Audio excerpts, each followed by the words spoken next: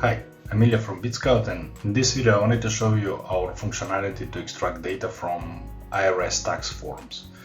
So here I have prepared 4 forms to get the data from. These are all test scenarios that you can download on IRS website. So in this example I will show you how our system processes 1120 forms. So 1120 form contains a lot of information, including different schedules. And what will happen is that I will send this whole PDF into Bitskout system, and then I will receive a response with every single schedule as a separate PDF file, plus all the extracted information in JSON format. Technically, it means that we can split the PDFs into separate forms, and also as you receive a JSON file, of course, if you use any automation tools, you can instead of saving this into a technical format like JSON, you can just import this into Excel sheets or CSVs or anything that you use, or into your application in any format that you want to use.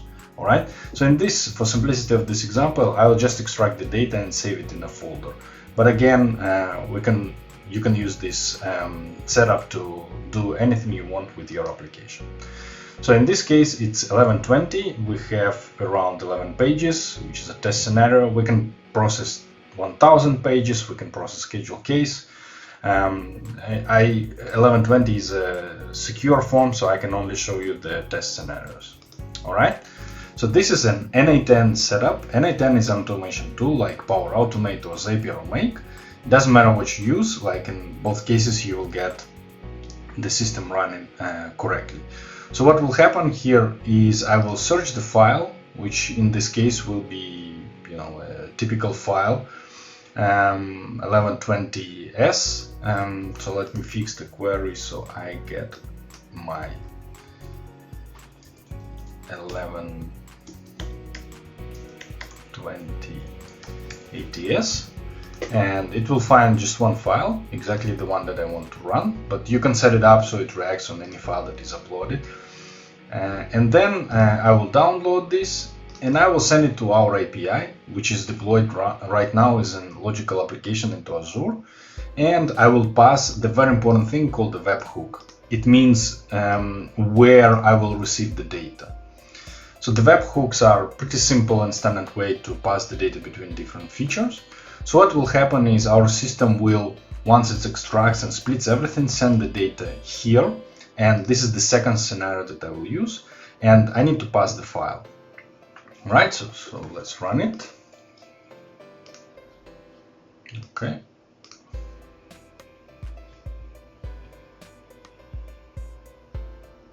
And now the system went and started processing the file. And what will happen is, okay, let me set the changes. What will happen is in our webhook, in the second scenario, I'll just save all these files. So let me switch to execution mode so you can see when it runs here.